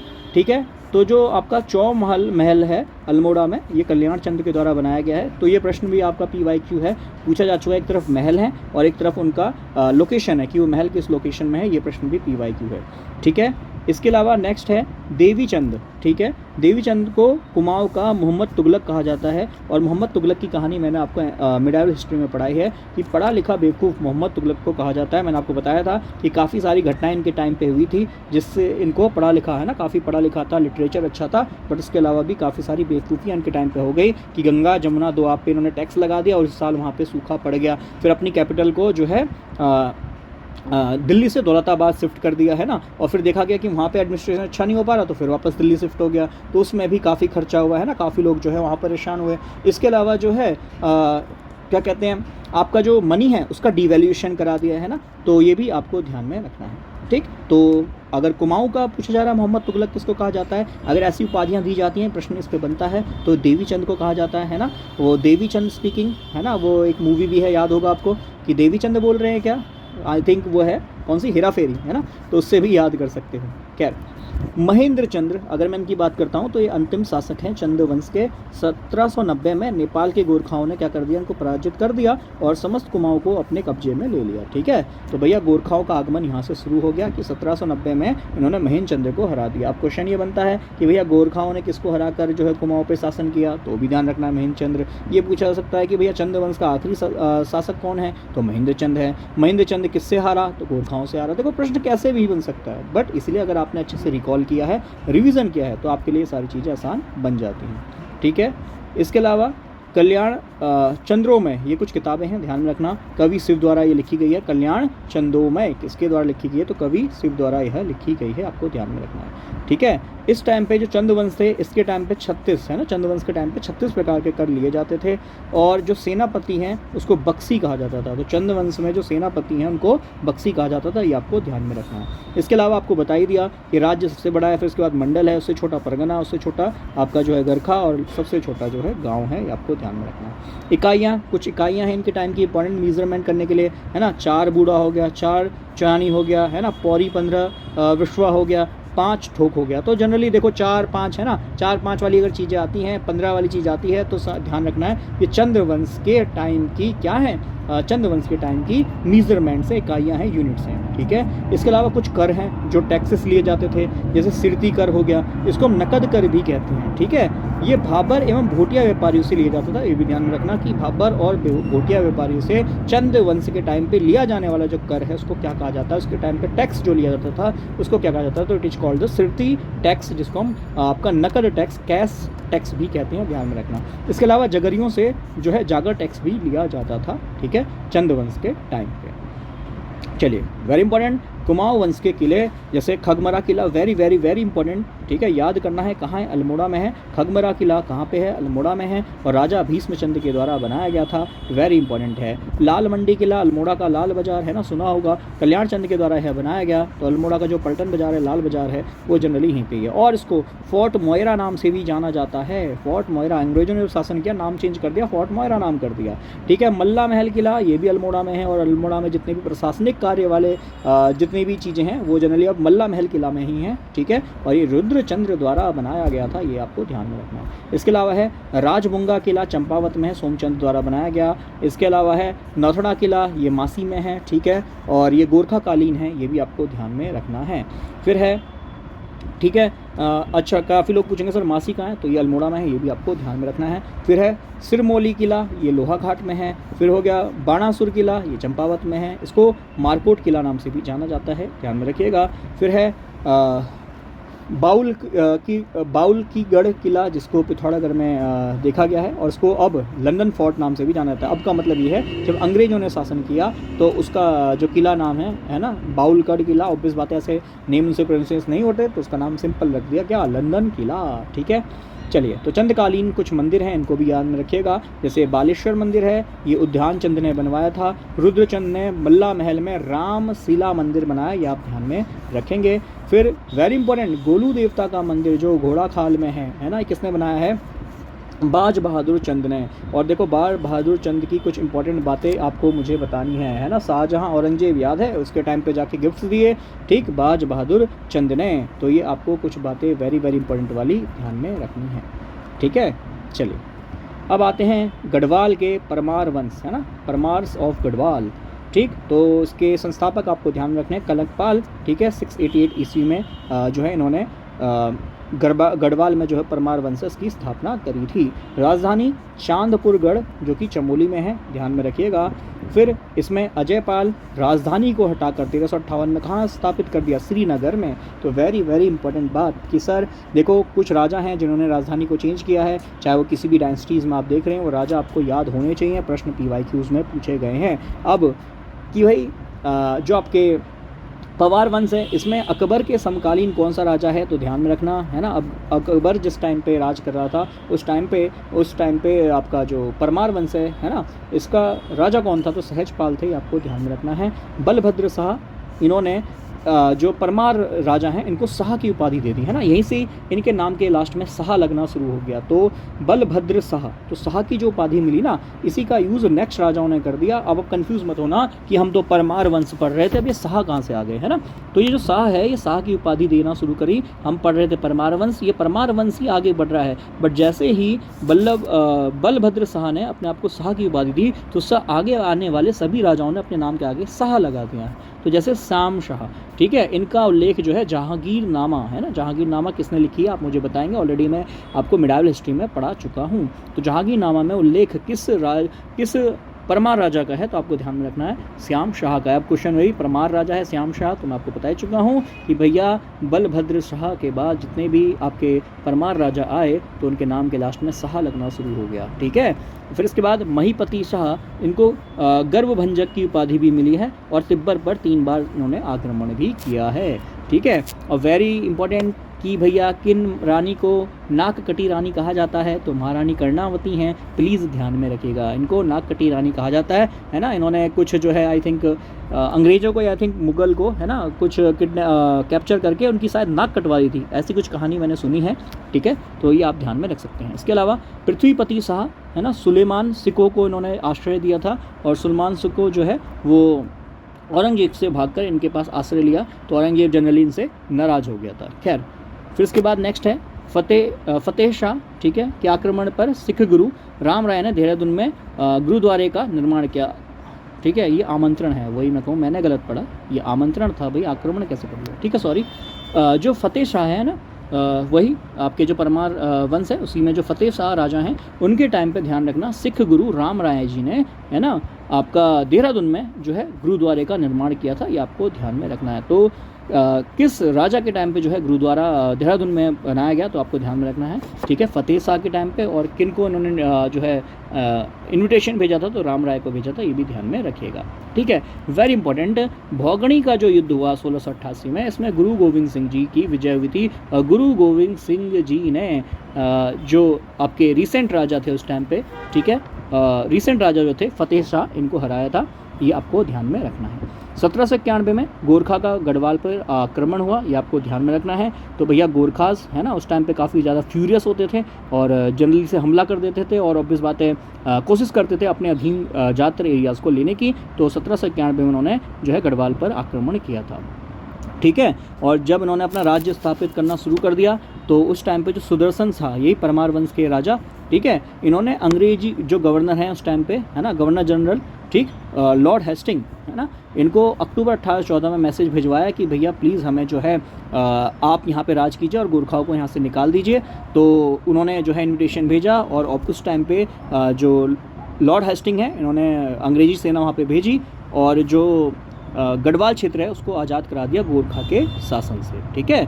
और जो आपके उस टाइम पे राजा है जिन्होंने आपके जनरल हास्टिंग को जो मैसेज भेजा था कि भाई गोरखा को यहाँ से हटा दीजिए, और जिसमें ट्रीटी ऑफ सगोली वगैरह हुई, आपको जनरली मैं सब मॉडर्न हिस्ट्री में पढ़ा चुका हूँ। तो सुदर्शन शाह ने फिर उस टाइम पे क्या करा, अपनी राजधानी को शिफ्ट कर लिया, कहाँ पे, टेहरी में शिफ्ट कर लिया। और इससे पिछली राजधानी कहाँ थी तो वो आप मुझे बताएंगे। और मैंने कहा ऐसे राजा आपको याद रखने हैं, ठीक है, जिन्होंने अपनी कैपिटल्स को शिफ्ट करा है। प्रश्न PYQs पूछे गए। अब कुछ जो हैं आपके गढ़वाल के भी कुछ आपके फोर्ट्स हैं, किले हैं, वो ध्यान में रखिएगा। जैसे कोलीगढ़ है, ये बसरम्बू पट्टी में है, ठीक है। और फिर भरपूरगढ़ हो गया, ये टेहरी में है ना। कुंजीगढ़ हो गया, ये टेहरी में है। फिर मुंगरागढ़ हो गया, ये आपका खाई खेत में है, ठीक है, खाई क्षेत्र में है। और इसके अलावा गढ़तांगगढ़ हो गया, जिसको टकनौर उत्तरकाशी में है। फिर ये लखनपुरगढ़ हो गया, अल्मोड़ा में है। ये आपको ध्यान में रखना है, ठीक है। इसके अलावा शाही राजा में आप देख सकते हैं, ठीक है, जिसको हम परमार वंश कह रहे हैं। इसमें प्रताप शाह वेरी इंपॉर्टेंट है। गढ़वाल में अगर अंग्रेजी स्कूल की किसी ने शुरुआत करी है तो वो प्रताप शाह हैं, आपको ध्यान में रखना है। इसके अलावा कीर्ति शाह, इनको तो एक मिनट दीजिएगा, ये मुझे लगता है बिल्कुल ही पैक हो गया है, एक मिनट दीजिएगा, मैं फिर से उसी पेज पे जाता हूँ। हम कीर्ति शाह की बात कर रहे हैं, ठीक है, हाँ जी, हम कीर्ति शाह की बात कर रहे हैं। और ये कीर्ति शाह आपको याद करने हैं, वेरी इंपॉर्टेंट राजा हैं, ठीक है। तो इनको जो है अंग्रेजों के द्वारा कुछ उपाधियाँ दी गई हैं, ध्यान रखना, कंपेनियन ऑफ इंडिया, ठीक है, या फिर नाइट कमांडर ऑफ इंडिया, इसकी जो उपाधियाँ वो कीर्ति शाह को दी गई हैं। और इनको ब्रिटेन इनवाइट किया गया था, और जब ब्रिटेन इनवाइट किया गया था तो 11 तोपों की जो है सलामी वहाँ पे दी गई थी, ठीक है। टेहरी में बिजली व्यवस्था स्थापित करी, प्रताप स्कूल जो है यहाँ पे स्थापित किया। इसके अलावा हीवेट संस्कृत पाठशाला, है ना, कृषि बैंक, प्रेस व वेधशाला, ठीक है, प्रेस व वेधशाला जो है वहाँ पे बनाई गई, ठीक है। इसके अलावा उत्तरकाशी में कुष्ठ आश्रम भी इन्होंने बनाया, ठीक है। तो कीर्ति शाह वेरी इंपॉर्टेंट है, ध्यान में रखिएगा। इसके अलावा नेक्स्ट है नरेंद्र शाह, जिन्होंने नरेंद्र नगर की स्थापना करी। और आपको पता है नरेंद्र नगर में अब जो है आपका उत्तराखंड पुलिस, है ना, इसका हेडक्वार्टर है, ठीक। चलिए, 1 अगस्त 1949 में जो टेहरी रियासत है इसका भारत में विलय हो गया। वेरी इंपॉर्टेंट, आपसे डेट पूछी जा सकती है कि टेहरी रियासत का विलय जो है इंडिया में किस ईयर में हुआ, तो 1 अगस्त 1949 में हुआ। और यह उत्तर प्रदेश जिला है ना, आप सभी को पता है भैया, पहले उत्तर प्रदेश जिला था, तो उसके अंदर जो है इसको मिला दिया गया। इस टाइम पे कुछ किताबें हैं, जैसे गढ़वाल का इतिहास, जिसको गढ़वाल दर्शन भी कहा जाता है, ये हरिकृष्ण रतूड़ी द्वारा लिखी गई है, ध्यान में रखना है। मेमोर्स ऑफ देहरादून, ये GRC विलियम के द्वारा लिखी गई है। और वृत्त कैमुदी, ये मती राम के द्वारा लिखी गई है। ये कुछ किताबें हैं जो PYQs में पूछी गई हैं, इसलिए मैं आपको कुछ ही किताबें याद करने को कह रहा हूँ, प्लीज़ याद कर लीजिएगा, आपके काम की हैं। फिर इसके अलावा सांवरी ग्रंथ हो गया, ठाकुर आपका सूरवीर सिंह ने लिखी है। इसके अलावा सुबकारपति, है ना, राजकीय, अच्छा वेरी इंपॉर्टेंट, कि सुबकारपति उस टाइम पे जनरली एक पोस्ट होती थी। ये किसको दी जाती थी, तो राजकीय भोजन का जो प्रभारी होता था उसको जो पोस्ट दी जाती थी ये सुबकारपति दी जाती थी। और ये अभी आई थिंक AOU में पूछा गया, तो मैं PYQ आपका एनालाइज कर रहा था, उसमें प्रश्न था, तो मैं नहीं चाहता भाई कुछ छूटे, है ना। और PYQ है तो इससे हमें एक आइडिया भी मिल रहा है कि एग्जामिनर का इस वक्त माइंड सेट क्या है, किस तरह के प्रश्न पूछ रहे हैं। तो मैं आपको सारे जो हैं पोस्ट उसकी बात नहीं कर रहा, जो अभी रिसेंट में है वो तो आपको याद करना चाहिए। जैसे सुबकारपति है, ये जो आपका एक पोस्ट है परमार वंश में या शाह वंश में, है ना। और इस पोस्ट को हम कहते हैं सुबकारपति, जो कि राजकीय भोजन के प्रभारी होते हैं, हेड होते हैं, आपको ध्यान में रखना है। अब इसके अलावा गोरखा शासन मैं आपको बता ही चुका हूँ, किस राजा को अभी हराया था गोरखाओं ने, और 1790 में कुमाऊँ में जो है अपना राज्य जमाया था, किस चंद्र राजा को हराया था ये बताएंगे। और 1804 में गढ़वाल में जो है ना अधिकार अपना जमा लिया था, ठीक है। इसके अलावा पहला भूमि बंदोबस्त, है ना, पहला भूमि बंदोबस्त जो आपका जो लैंड सेटलमेंट है ये किसके द्वारा जो है लाया गया, तो ध्यान में रखना जोगामल शाह के द्वारा, ठीक है, 1791-92 में। इसके अलावा इनकी राजभाषा आप ध्यान रख सकते हो, ठीक है, गोरखाली। और त्यौहार जो हैं ये दशहरा मनाते हैं, ये आपको ध्यान में रखना है। इसके अलावा अंग्रेजी शासन 1815 से 1947, है ना, 1815 में ट्रीटी ऑफ सगोली के बाद अंग्रेज आ गए, ठीक। और किसने अंग्रेज को गोरखा को हराने के लिए बुलाया, ये भी मैं आपको बता चुका हूँ, मुझे इसका नेम कमेंट में बताएंगे, एक बार लिखेंगे तो आपको याद ही होगा, ठीक है। 23 ध्यान रखना है, अंग्रेजी जो कमिश्नर थे वो जो है 23 अंग्रेजी कमिश्नर आपके टोटल इन 1815 से 1947 के बीच में बने। इसके अलावा फ्रीडम मूवमेंट उत्तराखंड में जो हुआ है ध्यान में रखना है, very very important. Kalu Singh Mehra काफ़ी बार रिपीटेड हैं, ठीक है। कालू सिंह मेहरा ये विसंगू लोहाघाट जो कि आपका आई थिंक चंपावत है ना, चंपावत रीजन में आता है। तो इनका जो पहली बात संगठन है, जो गुप्त संगठन है, ये क्रांतिवीर है, पहली बात तो ये ध्यान में रखेंगे, वीर है ना, ये वी छोटा हो गया वीर, ठीक है, वीर क्रांतिवीर है। फिर उसके बाद उत्तराखंड में प्रथम अगर स्वतंत्रता सेनानी किसको कहा गया है तो कालू सिंह मेहरा है, ये आपको ध्यान में रखना है, ठीक है। अच्छा, कुछ और बातें बता देता हूँ, जैसे आपके ये पूछा था कि 1857 की क्रांति के टाइम पे उत्तराखंड का जो है आपका कमिश्नर कौन था, तो हेनरी रामसे है, ये भी ध्यान में रखिएगा, मैंने शायद ये इसमें नहीं लिखा है बट हाँ इसको दिमाग में फिट कर लीजिएगा, ठीक है। इसके अलावा 1870 में जो है डिबेटिंग क्लब कहाँ बनाया गया, अल्मोड़ा में बनाया गया है। और अल्मोड़ा अखबार ध्यान में रखिएगा, उत्तराखंड में पत्रकारिता का जो है प्रथम ईंट अगर किसी को कहा जाता है तो अल्मोड़ा अखबार को ही कहा जाता है कि भैया पत्रकारिता अगर कहीं उत्तराखंड में आई है, किसी अखबार के द्वारा आई है तो वो अल्मोड़ा अखबार ही है, ठीक है। और डिबेटिंग क्लब ये कहाँ बनाया गया, अल्मोड़ा में। और डिबेटिंग क्लब क्यों बनाया गया है कि भैया कैसे हमें अंग्रेजी शासन से जो है छुटकारा मिलेगा, कैसे हम जो है खुद का रूल बनाएंगे, है ना, होम रूल बनाएंगे, ये सब चीज़ें उस टाइम पे बात करी जाती थी। फिर इसके बाद आपको ध्यान में रखना है हैप्पी क्लब किसके द्वारा बनाया गया है, पंडित गोविंद वल्लभ पंत जो हैं आपके, ठीक है, इनके द्वारा जो है हैप्पी क्लब की स्थापना 1903 में हुई है, ये ध्यान में रखना है। इसके अलावा वेरी इंपॉर्टेंट अल्मोड़ा कांग्रेस की स्थापना जो है आपका 1912 में हुई है, ध्यान में रखना। फिर इसके बाद राज्य में होम रूल लीग की जो आंदोलन है, ठीक है, एक मिनट दीजिएगा, हाँ जी, राज्य में जो होम रूल लीग है आंदोलन, ठीक है, इसके कुछ आपके जो लीडर्स हैं वो आपको ध्यान रखना है, जैसे विक्टर मोहन जोशी हो गया, बद्रीनाथ पांडे जी हो गए, ठीक है। तो ये जो हैं इस आंदोलन से जुड़े हुए हैं। और इंडिया में होम रूल की जो है शुरुआत किसने करी थी, याद है आपको, मैंने बताया था एनी बेसेंट और बाल गंगाधर तिलक, है ना। और उत्तराखंड में भी आपको ध्यान में रखना है कि किन मेन लीडर्स के द्वारा, बद्रीदत्त पांडे जी हो गए, है ना, चिरंजी लाल हो गए, हेमचंद जी हो गए, ये इनके मेन लीडर थे जिन्होंने होम रूल लीग की स्थापना जो है उत्तराखंड में करी। इसके अलावा कुमाऊं परिषद इसकी स्थापना 1916 में हुई। और गोविंद वल्लभ पंत, है ना, हर गोविंद पंत और बद्रीदत्त पांडे जी जो हैं यह इसके उस टाइम पे लीडर्स रहे कुमाऊं परिषद के। और 1926 में कांग्रेस परिषद का जो विलय कांग्रेस में हो गया। इसके अलावा गढ़वाल कांग्रेस कमेटी 1918 में बनाई गई, किसके द्वारा, मेन लीडर याद कर सकते हैं, बैरिस्टर मुकुंदी लाल हो गए और अनुसुईया प्रसाद बहुगुणा जी, ठीक है। तो ये गढ़वाल कांग्रेस कमेटी के उस टाइम पे लीडर्स आप कह सकते हैं, मेन लीडर्स। अब ये प्रश्न काफ़ी बार पूछा गया है कि कौसानी को भारत का स्विट्जरलैंड किसने कहा, गांधी जी ने कहा, ये आपको ध्यान में रखना है, ठीक। चलिए, इसके अलावा वेरी वेरी इंपॉर्टेंट जहाँ से प्रश्न पूछा जा चुका है, यह है पेशावर कांड। ये पेशावर कांड के लिए मेन चीज़ कि भैया कौन लीडर थे, है ना, उस टाइम पे, तो जो आपके चंद्र सिंह गढ़वाली हैं आपको ध्यान में रखना है।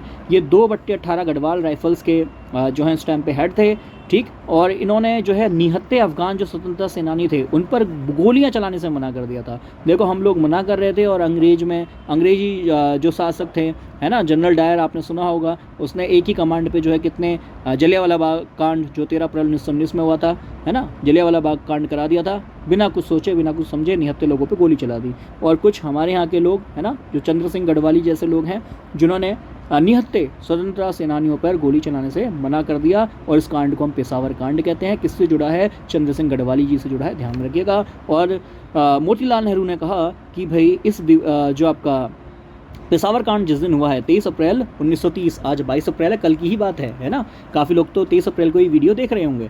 तो जो पेशावर कांड है 23 अप्रैल 1930 को जो हुआ है, इसको मोतीलाल नेहरू जी ने कहा कि भैया इसको गढ़वाल दिवस से आप मनाइएगा, ठीक है। गढ़वाल दिवस जो है कब है, 23 अप्रैल 1930 को है। किसके द्वारा कहा गया, मोतीलाल नेहरू जी के द्वारा कहा गया, जो कि आपके जवाहरलाल नेहरू जी के पिताजी हैं, ठीक है। इसके अलावा जो गड़ोदिया स्टोर डकैती है ये भवानी सिंह के द्वारा 1930 में की गई, ध्यान में रखिएगा। दांडी मार्च में उत्तराखंड से किसने जो है भाग लिया, पार्टिसिपेशन लिया, तो आपको ध्यान रखना है ज्योतिराम कांडपाल जी हैं, भैरवदत्त जोशी और आपके गोरखा वीर खड़क बहादुर, ठीक है। प्रश्न पूछा जाता है कि भैया उत्तराखंड से कौन सम्मिलित थे दांडी मार्च में, तो तीनों नाम आपके सामने में से या कोई भी नाम आपके सामने होगा आपको टिक करना है, ठीक है। इसके अलावा गांधी आश्रम उत्तराखंड में बनाया गया, सोमेश्वर अल्मोड़ा में, 1937 में किसके द्वारा बनाया गया, शांतिलाल त्रिवेदी द्वारा, बाद में से अंग्रेजों ने बंद ही करवा दिया था। ठीक है, इसके अलावा जगमोहन सिंह नेगी ये राज्य के पहले व्यक्तिगत सत्याग्रही थे। आपको पता ही है 8 अगस्त में जब 8 अगस्त 1942 में जब क्विट इंडिया मूवमेंट लाया गया तो उसमें सबसे पहले इंडिविजुअल है ना, इंडिविजुअल सत्याग्रह करने की कोशिश करी, जिसमें सबसे पहले विनोबा भावे है ना, ये सब मैंने आपको पढ़ा है मॉडर्न हिस्ट्री में। ठीक है, तो पहला किसने करा ये भी ध्यान में रखिएगा। उत्तराखंड में किसने करा है ये भी ध्यान में रखिएगा, जगमोहन सिंह नेगी जी ने किया है। और महिलाओं की बात करूं तो इंडिविजुअल सत्याग्रह किसने किया है, आपके भागीरथी देवी जी ने किया है, ध्यान में प्लीज़ रखिएगा। और वेरी इंपॉर्टेंट, कुमाऊं का बरदोली किसको कहा गया है ना, महात्मा गांधी द्वारा, तो सल्ट विद्रोह को कुमाऊं का बरदोली कहा गया है। अच्छा, बरदोली मूवमेंट में एक इम्पॉर्टेंट बात मैंने आपको पढ़ाई थी कि किस मूवमेंट में जो आपके वल्लभ भाई पटेल हैं इनको सरदार की उपाधि दी थी, तो बरदोली सत्याग्रह में दी गई थी, याद है, पढ़ाया था। और कुमाऊं का बरदोली किस आपके सत्याग्रह को कहा जाता है, विद्रोह को कहा जाता है, तो सल्ट विद्रोह को कहा जाता है, ध्यान में रखिएगा। फिर इसके अलावा कुछ विद्यालय जैसे प्रेम विद्यालय टाड़ीखेत में बनाया गया और राष्ट्रीय विद्यालय सालंगी गढ़वाल में बनाया गया। वेरी इंपॉर्टेंट, आज़ाद हिंद फौज मुझे बताएंगे इसके हेड कौन थे, किसने स्थापना करी थी, आपको मॉडर्न हिस्ट्री में पढ़ा चुका हूँ। इसमें ध्यान रखिएगा 12% लोग तो उत्तराखंड से ही थे, उत्तराखंड से ही सेना में मौजूद थे उस टाइम पे। ठीक है, इसके बाद कुली बेगार आंदोलन, कुछ आंदोलन है, ध्यान में रखिएगा। ये आपका जो खवियाड़ी जो गांव है अल्मोड़ा में, यहाँ से इसकी शुरुआत हुई और इसका अंत जो है वो बागेश्वर की सरयू नदी में किया गया। जो आपका कुली बेगार जो रजिस्टर हैं इनको जो है सरयू नदी में बहा दिया गया और उस टाइम पे जो उसके हेड थे वो हरगोविंद पंत जी और बद्री दत्त पांडे जी थे, ध्यान में रखिएगा। टेहरी राज आंदोलन, इसमें अगर कुछ नेताओं की मैं बात करूँ, श्रीदेवी सुमन हो गए और वीर चंद्र सिंह गढ़वाली जी हैं, ये आपको ध्यान में रखना है। डोला पालकी आंदोलन, क्वेश्चन पूछा जा चुका है कि ये आंदोलन किसके लिए किया गया था, तो ध्यान में रखिएगा शिल्पकारों या दलितों के लिए आंदोलन किया गया था। और इसमें अगर किसी नेता का याद रखना है नाम तो आप रख सकते हैं जयानंद भारती। ठीक है, इसके अलावा सड़क आंदोलन, डेट पूछ सकता है या ईयर पूछ सकता है या क्रोनोलॉजी में क्वेश्चन आ सकता है, तो 1940 में हुआ है, ध्यान में रखना है। इसके अलावा कनकटा बैल बनाम वर्षित भ्रष्टाचार आंदोलन, ठीक है, और ये जो है बड़ियार रैत या लमगाड़ गांव में ये जनरली किया गया है, ये आपको ध्यान में रखना है। ठीक है, तो ये था हमारा उत्तराखंड हिस्ट्री। अब आप कहोगे सर बड़ी जल्दी ख़त्म हो गया है ना, बड़ी जल्दी से ही ख़त्म करा दिया 1 घंटे में। बेटा जी 1 घंटा बहुत सफिशिएंट है, आराम से, क्योंकि आपको अपना बाकी सब्जेक्ट भी करने हैं, अपना मेन सब्जेक्ट कोर सब्जेक्ट भी तैयार करना है। तो आई थिंक इतना पढ़ने के बाद कोर सब्जेक्ट तैयार करेंगे तो आपको अच्छा कॉन्फिडेंस आएगा। प्लीज़ अननेसेसरी ज़्यादा चीज़ों के पीछे ना भागें, अधिक आवश्यकता से अधिक पढ़ना आपके लिए नुकसानदायक है। क्यों? क्योंकि 200 नंबर का आपका मेन सब्जेक्ट भी है और इतने 7-8 पन्ने आप अच्छे से रिवीजन करते हैं, मल्टीपल रिवीजन करते हैं, एग्ज़ाम में आपको 100% कॉन्फिडेंस मिलेगा। यह मेरे है ना मन की आपको जो है एक तरीके से कह लो बैड थिंकिंग को हटा के आपके लिए क्या है गुड विशेस हैं कि भैया बैड थिंकिंग हटाओ और गुड विशेस लाओ। तो आपके लिए गुड विशेस है कि आप सभी का अच्छे से एग्ज़ाम जाए और आप में से काफ़ी बच्चे अपना सिलेक्शन लें। सभी को ऑल द बेस्ट, अच्छे से मेहनत कीजिए और भी मैं जो इंपॉर्टेंट क्लासेस हैं वो अपडेट देता रहूँगा। और आपको एग्ज़ाम से एक दिन पहले ये भी बताऊँगा तुक्के नहीं मारने हैं, अच्छा अटैम्प्ट देना है। क्लास को इतना ही रखता हूँ, bye bye and take care.